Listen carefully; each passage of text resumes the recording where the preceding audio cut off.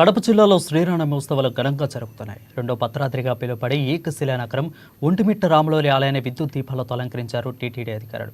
ప్రతి ఏటా తిరుమల తిరుపతి దేవస్థానం వేద పండితుల ఆధ్వర్యంలో సీతారామస్వామి విగ్రహ ఉత్సవాలను ప్రత్యేకంగా అలరించి భక్తులకు దర్శన భాగ్యం కల్పిస్తున్నారు.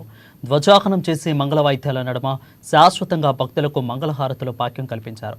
ఇదే విషయంపై మరింత సమాచారం కడప ప్రతినిధి యూసఫ్ అందిస్తారు. జిల్లాలోని ఒంటిమిట్ట ఏకశిలా నగరంలో స్వామివారి ఉత్సవాలు 9 రోజుల పాటు నవమి కార్యక్రమాలు జరగబోతా ఉన్నాయి. ఇదే అంశానికి సంబంధించి ఈ గుడికి సంబంధించినటువంటి చరిత్ర ఏంది, ఎందుకు పౌర్ణమి నాడు ఇక్కడ స్వామివారికి కళ్యాణం నిర్వహిస్తారనే అంశానికి సంబంధించి స్థానికంగా ఉన్నటువంటి పురోహితులు ఉన్నారు, వారిని అడిగి తెలుసుకునేందుకు ప్రయత్నం చేశాం. స్వామి చెప్పండి, దీని యొక్క టెంపుల్ చరిత్ర ఏమి, కళ్యాణం పౌర్ణమి రోజు జరపడానికి గల ప్రధాన కారణం ఏమని భావిస్తారు? ఇక్కడ చరిత్ర ఏమనగా, మొదటగా ఓం నమో వెంకటేశాయ, జై శ్రీరామ్. తిరుమల తిరుపతి దేవస్థానములు ఒంటిమిట్ట కోదండరామస్వామి దేవస్థానం. ఇక్కడ మొదటగా చరిత్ర గురించి మాట్లాడుకున్నట్లయితే, ఇక్కడ ఏమంటే త్రేతాయుగంలో రుకుంద మహాముని వాళ్ళు ఇక్కడంతా కూడా రాక్షస సంచారం ఎక్కువగా ఉందని, నెగిటివ్ ఎనర్జీకి ఎక్కువగా ఉందనేసి ఇక్కడ ఒక ఆశ్రమాన్ని ఏర్పరిచి యాగాలు ఇవన్నీ మొదలు పెడతారు.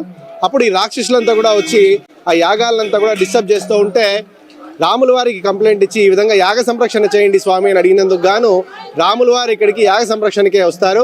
వచ్చినప్పుడు ఈ ప్రాంత ప్రజలందరికీ కూడా చేతిలో కోదండాన్ని ధరించి దర్శనం వల్ల స్వామివారిని కోదండరామస్వామిగా పిలుస్తారు.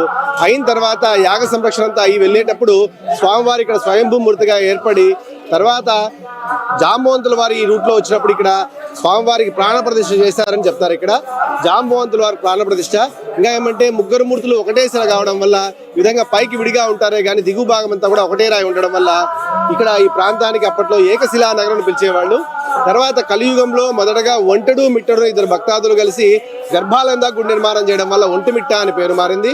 ఇంకా ఏమంటే ఇక్కడ ఇంకా ఏం చెప్తారంటే, రాముల వారు మాధ్యాహ్నిక సమయంలో జన్మనిచ్చారని, ఆ సమయంలో చంద్రుడు వారు స్వామివారి జన్మను చూడడానికి అవకాశం దొరక్క ఆయన బాధపడుతూ ఉంటే రాముల వారు ఆయనకు వరం ఇచ్చారని, ఈ విధంగా నీ పేరు నా పేరులో కలుపుకుంటానని చెప్పి రామచంద్రుడు అని మార్చుకుని, అదేవిధంగా స్వామివారి పట్టాభిషేకం కూడా మాధ్యాహ్నిక సమయంలో జరిగిందని, దానికోసం గాను చంద్రుడు వారి కోసం గాను రాత్రిపూట చంద్రుని వెన్నెల్లో ఏకశిలా నగరంలో స్వామివారి కళ్యాణోత్సవం జరుగుతుంది, వరం ఇచ్చారని.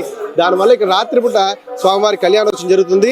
ఇది పౌర్ణమికి ముందు రోజు చతుర్దశి రాత్రి జరుగుతుంది. ఇక్కడ పౌర్ణమి రోజు రథసప్తమి, ఇక్కడ రథోత్సవం జరుగుతుంది. ఇక్కడ అది ఇక్కడ విశేషం అంతా చెప్పాలంటే. అయితే ఇక్కడ కేవలం సీతారాములు వారు లక్ష్మణుడు ఈ ముగ్గురు విగ్రహాలే ఉంటాయి, ఆంజనేయ స్వామి ఇక్కడ ఉండరు అనేది ఒక నానుడు ఉంది. దానికి గల కారణం ఏమని చెప్పి భావిస్తారు? ఇక్కడ రాముల వారి ఇక్కడ యాగ సంరక్షణకే వచ్చినప్పటికీ హనుమంతుల వారితో పరిచయం ఏర్పడలేదని, దానివల్ల ఇక్కడ స్వామివారు స్వయంభూమూర్తిగా ఏర్పడినప్పుడు ఇక్కడ హనుమంతుల వారు ఇక్కడ లేకపోవడం వల్ల ఇక్కడ గర్భాలయంలో హనుమంతుల వారు ఇక్కడ ఉండరని చెప్తారు. ఇది ఓవరాల్ గా చూసినట్లయితే ఒంటిమిట్ట ఏకశిలా నగరంలో 7 రోజుల పాటు కూడా బ్రహ్మోత్సవాలు కొనసాగబోతా ఉన్నాయి. గవర్నర్ చేతుల మీదుగా ఈసారి కళ్యాణం నిర్వహిస్తారని చెప్పేసి టీటీడీ అధికారులు కూడా తెలియజేస్తున్నటువంటి పరిస్థితిగా చెప్పవచ్చు. కెమెరా పర్సన్ కరీంతో యూసుఫ్, అమ్మా న్యూస్, ఒంటిమిట్ట.